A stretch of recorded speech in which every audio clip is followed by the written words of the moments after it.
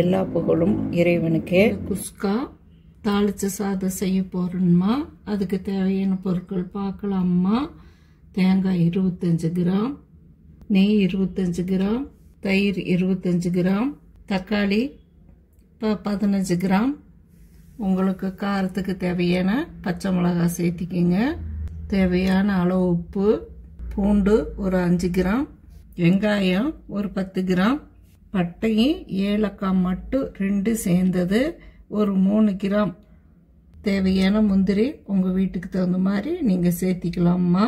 இஞ்சி ஒரு 3 கிராம், தாளிப்புக்கு கறிவேப்பிலை, கார்னிஷ்க்கு கொத்தமல்லி தலையும் புதினா தலையும். தேங்காய் போட்டுக்கணும்மா. தேங்காய் பாலில் ஃபுல் கிரீம் மில்க்கு ஒரு 50 கிராம் ஊற்றி நம்ம அரைச்சிக்க போகிறோம்மா. இப்போ இதை நல்ல ஒரு ஃபைன் பேஸ்ட்டாக நம்ம அரைச்சிக்கிறோம். ஏன்னா இதை நம்ம வடிகட்ட போகிறதில்ல, அப்படியே க்ரீமினஸ்ஸாக சாப்பாடு செய்ய போகிறோம். அதனால் அப்படியே ஊற்றிடுவோம்மா, எதையும் வேஸ்ட்டு பண்ணாமல். அதனால் ஃபைன் பேஸ்ட்டாக அரைச்சிடணும். சட்டி நல்லா காஞ்சி வந்துருச்சுமா, ஒரு குளிக்கரண்டி அளவு. இப்போ இதில் நெய் ஆட் பண்ணிக்கிறேன். ஃபஸ்ட்டு எடுத்ததுமே பூண்டு தட்டி வச்சது தான்மா, இது இப்போ போட்டுக்கிறேன். இப்போ இது கலந்து கொடுக்குறேன்மா. போதும், இது வெந்திருக்கு. இதுக்கு மேலே வேக தேவையில்லை. இந்த இஞ்சி அதையும் போட்டுரும், அதுவும் வேக தேவையில்லை. அதுவும் பட்டை ஏலக்காய் போட்டாச்சுமா. வெங்காயம் முந்திரி போட்டாச்சுமா. இப்போ இந்த டிஷ்ஷுக்கு மெயின் ரோலே இந்த கறி லீஃப் தான்மா. இந்த கறி லீஃபு போட்டாச்சுமா. பச்சை மிளகா ஒரு தக்காளியில் பாதி 4 பைட்ஸு கொஞ்சம் பெருசாக போட்டுருங்க. இப்போ இதை கலரி கொடுக்குறோம்.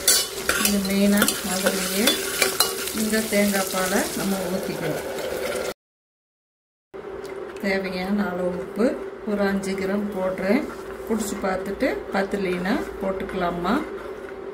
இதை நீங்கள் உப்பு போட்டும் ஆக்கலாம், அரை உப்பு போட்டும் ஆக்கலாம். குழம்பு சுருக்குன்னு இருக்கும். 2 மேட்ச் பண்ணி சாப்பிடும்போது கரெக்டாக இருக்கும்மா. இந்த டம்ளரில் 1 டம்ளர் அரிசி நான் போட்டிருந்தேன். இதோட மெஷர்மெண்ட்டு 140 கிராம்.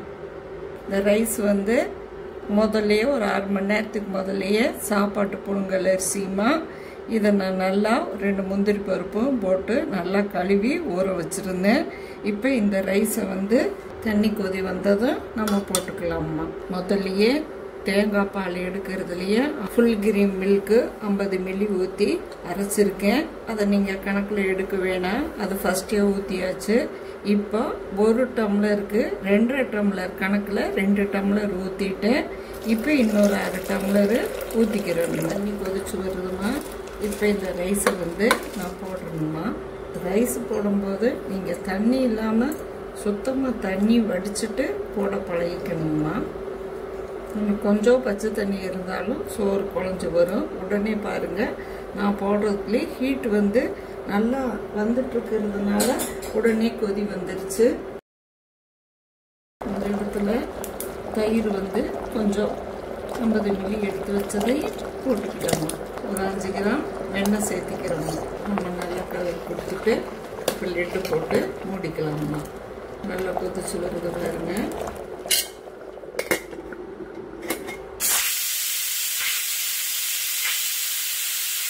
விசில் வந்துருச்சுமா. டெம்பரேச்சர் 100 செல்சியஸுக்கு போயிடுச்சு. கம்மி பண்ணியாச்சுமா. நம்ம ஒரு 3 மினிட்ஸ் விட்டுட்டு லீவிங் பீரியடை விட்டு ஒரு 10 நிமிஷம் கழிச்சு இறக்கணும்னா நம்ம பெங்களூர் குஸ்கான்னு சொல்கிற நம்ம ஒரு தாளிச்ச சாப்பாடு கிடைக்குமா. ரைஸ் பாருங்க, பஞ்சு பஞ்சா குழந்தைகள்ல இருந்து பெரியவங்க சாப்பிட்ற மாதிரி சாப்பாடு நல்லா வெந்து உதிரி உதிரியா வந்திருக்குதுமா. சாப்பாடு பாருங்க, வெள்ளையா இருக்குது. பெங்களூர்ல இதுக்கு பேரு வெள்ளை குஸ்கான்னு சொல்லுவாங்க. நம்ம ஊர்ல இதை தாளிச்ச சாதம்னு சொல்வோம்மா. இப்போது இதை பிளேட் பண்ணுறேன் பாருங்க. இந்த குஸ்காவை சாப்பிட்டு பார்த்தோம்மா. இதில் ஆயிலும் அதிகமாக இல்லை, நெய்யோட வாசமும் ரொம்ப தூக்கின மாதிரி இல்லை. தேங்காய் பால் நல்லா மெர்ஜாகி இனிப்பாக இருக்குமோ அப்படிங்கிறது இல்லை. பச்சை மிளகாயோட காரத்தன்மையும் இல்லைம்மா. அரிசியெல்லாம் வீட்டு சாப்பாட்டு அரிசி தான், ஆனால் பாசுமதி ரைஸ் மாதிரி நல்ல நீளமாக உதிரி கிடச்சிருந்துச்சு. ஒரு இனிப்புத்தன்மையோட சேர்ந்த தொண்டையில் இறங்குற மாதிரி அருமையான. நீங்களும் இதே சாதத்தை ட்ரை பண்ணி நீங்கள் சாப்பிட்டு பார்த்துட்டு எங்களுக்கு ஃபீட்பேக் கொடுங்கம்மா. இந்த ரைஸுக்கே 4 பேர் சாப்பிட்லாம்மா. நம்ம வீட்லேயும் பெங்களூர் ஒயிட் குஸ்கா ரெடி ஆயிடுச்சுன்னு செஞ்சு சாப்பிட்டு பாருங்கம்மா.